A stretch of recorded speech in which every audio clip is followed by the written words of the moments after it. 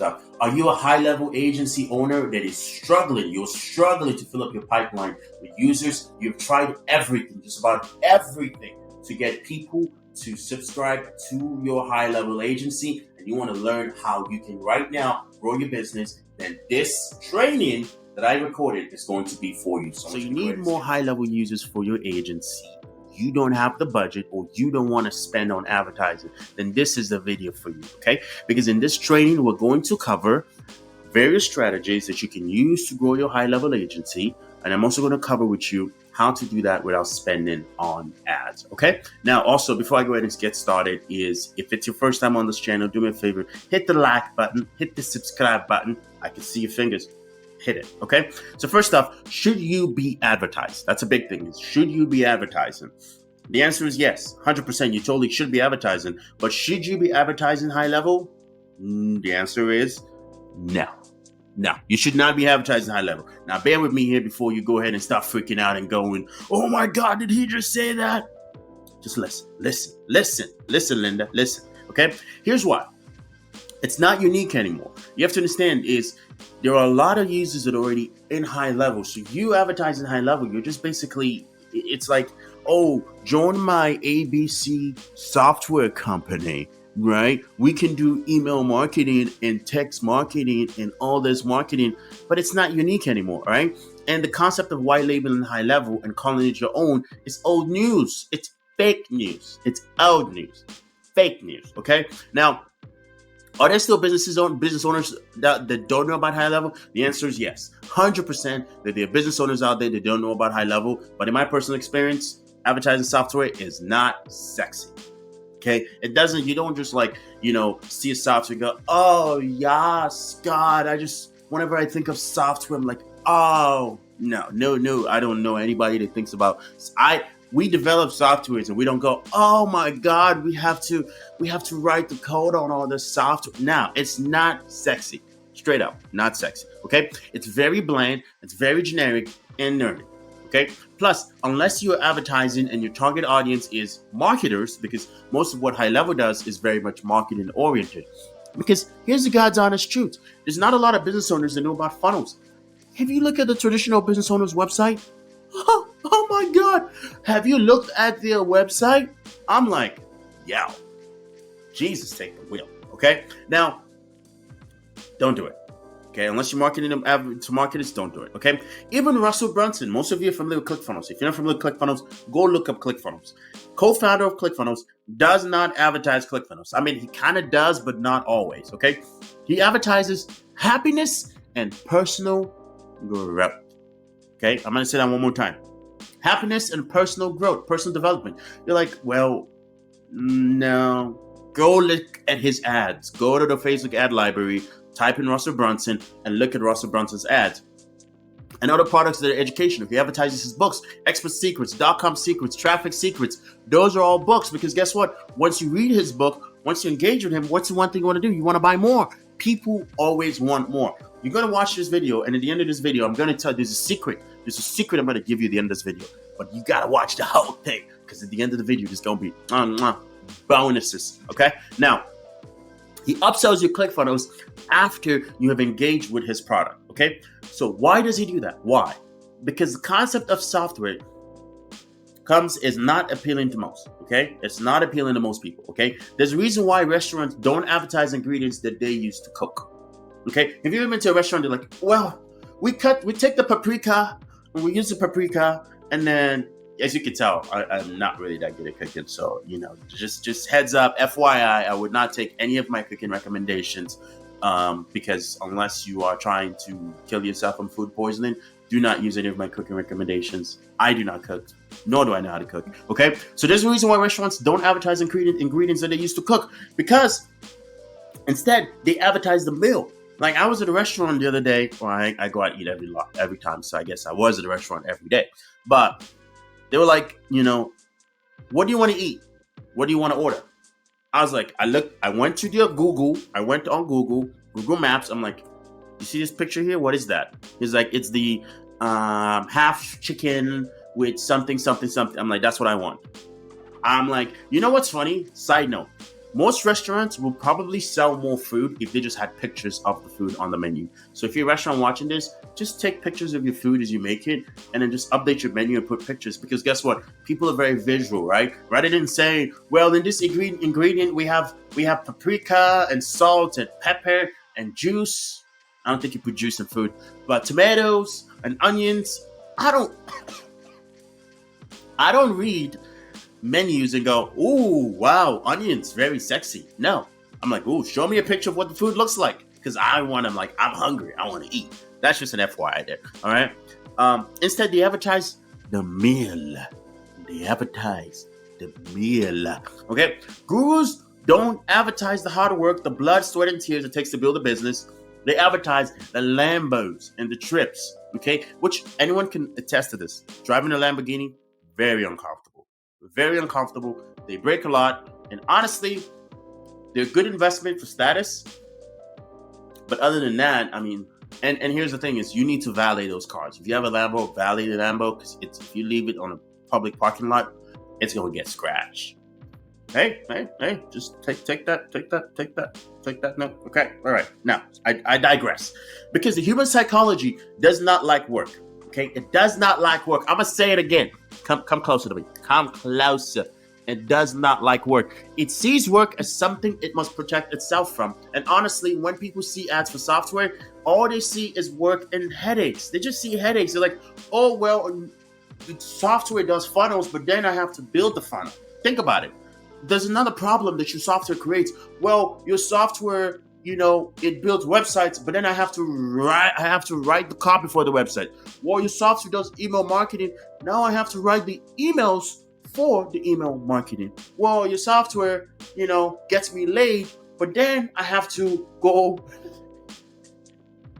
on a date, Side note, whoever designs an app that uses AI like ChatGPT to talk to each other and then automatically sets the date and all people do is show up, you are going to be a billionaire. Just, hey, take that note. You know what? I'm actually going to take that note. Use ChatGPT to text each other like, oh, hey, baby, what's going on? All right, side note, I digress. Okay, so instead, what you should be doing is first, you have to understand that the best thing about high level is that it does everything a business needs. That's the best thing. You can do email marketing, text marketing, calendars. It's like if all of the softwares that marketers want had a baby, and then the baby was high level. Okay, so that's like a super baby. All right, but then the worst thing about high level is that it does everything a business needs, because guess what? It leads to paralysis by analysis. Okay, because guess what? When you have an abundance of options and abundance of choices, you don't make decisions. Okay, if you want to make somebody not make a decision, give them too many options. Legitimately, if you say on the menu, that's why Chick-fil-A, I think, has like 8 options on the menu versus McDonald's has thousands. Because people they go to Chick-fil-A. Well, can I get the original chicken sandwich and get a curly fries? That's my order every time. No drink. Or I always ask them, do you have coffee? And they're like, well, no, sir, you're ordering at like 8 p.m. I'm like, yeah, who doesn't drink coffee at 8 p.m.? I do. But then again, I digress. Because it leads to paralysis by analysis. I'm trying to stay on script, guys. I'm trying to stay on script. So bear with me, okay? So first you need to pick a niche. How do you say that word? Niche, a niche,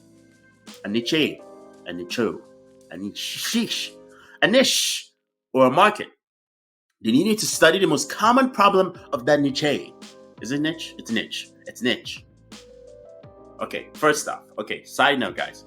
Whoever wrote the English language should have just hey, you don't say the word.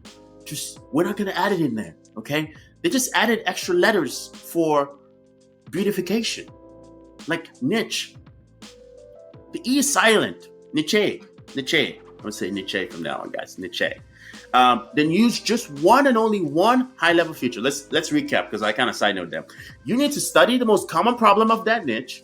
Then you just use just one and only one high-level feature to solve it. Okay? So figure out the one problem the niche has and use one high-level feature to solve it. Okay? I repeat, just one feature. Okay? In my business, we're a virtual assistant agency, which, by the way, if you need a virtual assistant, go to www.riznresults.com/learn more. And fill out the survey. It's like 7 questions, okay? Don't be lazy. 7 questions. Fill out the survey, and I'll go talk and book a call with a member of my team, okay? In my business, we're a virtual assistant agency. The one and only one feature we sell is the auto call feature and the high-level calling and texting features. That is the only features we do. Anything that has to do with dialing, that is all we sell. High-level released the feature where they can receive calls on the mobile app. That is a feature we sell, okay? We are not out there trying to sell a million features. And a lot of people make the mistake of trying to sell 10 billion things. High-level does this, it does this, it does this. No, that confuses me. Right? It's like high-level does calls and texts, and then you keep making videos to train them, and then they're like, wait, I can build funnels? Whoa, I don't need calendar, I can do my calendar? And then it's like, ooh, it's like a surprise. It's like, imagine if you go on a date, right? I'm gonna say this, you go on a date with a girl, right? And you start talking to her, you're like, yeah, you know what, I own a software company, and I like to go hiking, I like to go fishing, I travel a lot, I read a lot of books, I work out a lot, you're just like, bro, stop talking about yourself. Jeez, stop it. Right? Versus you're like, yeah, you're like, tell me about yourself. Oh, good. What do you, she's like, oh, I like hiking. You're like, oh yeah, I like hiking too. That's cool. There's a hike here. And the next thing you know, you start talking, and then a few weeks later, you're like, yeah, I do fishing. She's like, wow, let's go fishing. And then it's like a discovery process as opposed to overloading them all at once. Think about it as a dating process. You got to date your clients with high level. High level is the guy in this perspective. So don't be the nice guy with high level. Just kidding. Nothing else. Okay. No website, no pushing funnels, no automation pitches. Just with our software, you can call. Just say with our software, you can call your leads multiple times. That's pretty much it. That's all we do. Okay. I don't know why I put that in there. So you need to find your niche. Okay. And find your niche high level feature. Now, how do you find these customers? It's up to you, okay? But for us, cold email has been the best thing that we have used and implemented in our business. There's several cold email tools out there. Feel free to pick the one that resonates with you, but we use cold email because the reason why we use cold email is it's very easy. We pull the data for our prospect, we scrub the list, we make sure we verify the emails, and then we write the copy, I write the copy, and I have a team of copywriters. And then we split test which copy is working best. And then we use that and we email the customers, and we're able to book, I believe we book about, just on the cold email we send out, we had to lower the volume because the sales team was complaining.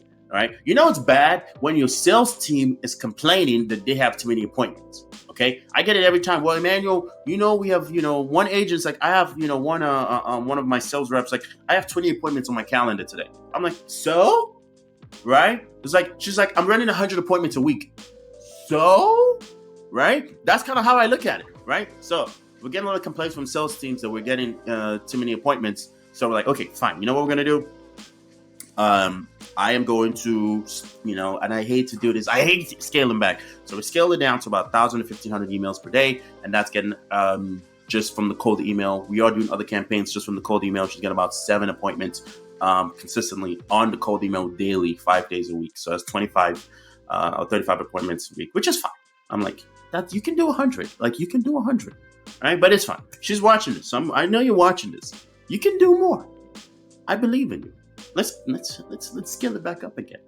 But all right, I digress. Let's keep going. Okay. The most important feature is to look for is when you get in a cold email tool or cold email feature is automatic inbox and domain warming. I'm going to talk about this later, guys. But domain warming and automatic inbox or warming is where the tool has its AI that interacts with your email and your domain, your inbox with other users, and they just communicate with each other. That's what it is. Okay.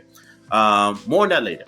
Just a warning. Do not use high level to cold email. I'm going to say this again because somebody ain't listening to this, okay? And I know someone ain't listening to this, so I'm going to say it a little bit. I'm going to say it a little bit slower too. Do not use high level to cold email. I'm going to come closer to you. Can you? Do not use it. Don't do it. Okay. All right. Back up. One more time. Do not use high level to cold email, okay? Because high level will block your account. Don't do that, because when they have a very high opt-out rate, they will eventually end up blocking your account, because guess what? A lot of people are going to unsubscribe. That's why you use a tool dedicated and designed just for cold email. Okay? So recap. Pick a niche market, and pick a niche high-level future. I know someone's getting annoyed by me saying niche, but I'm gonna say it again, niche. Okay. Why did my camera just roll up now? Jeez. Oh my God. Okay. Use cold email to target that market. I know. I have to prepare my office next time. Okay. I need to set up the office in a very more office-like setup. Okay. I just have this camera that follows me everywhere. Use cold email to target that market. That's pretty much it. Subscribe for more high-level tips. Subscribe. Hit the subscribe button. I know it. I know you want to subscribe. So what are you doing? Okay. Why are you wasting time? Just subscribe. Subscribe to high level. Subscribe. Just subscribe. Okay? Now, if you want one-on-one coaching on high level, you want to learn how to use high level, you want to 10x your high level game, you want to know the futures, you are ready to take your high level business to the next level. Here's what you do. You go to www.riznresults.com/high level intros. Okay? Where you can go ahead and book a 30-minute free consultation. And the link is in the description as well with one of my high-level training pros, because I've trained my staff with high level, and we have a lot of people that reach out to us from YouTube. So like, hey, you know what? Let's just go ahead and offer the help. Now, here's the thing. It is a free consultation, but for training programs and coaching programs, it is paid. So because when people pay, they pay attention. So yes, we're going to charge you for you to pay attention, but it's not as outrageous fees as you think. Okay, so just book a call and find out. And even in the consultation, trust me, we've had a lot of people book the consultation, and just in the consultation alone, they learned so much. Well, they ended up paying for more coaching, but still. All right, link in the description as well. That is all I got for you guys. And listen, it is from your favorite. I don't know, favorite. Somebody comment and tell me favorite awesome person. Someone teaching you about, I'm sensei. And now I'm just yapping.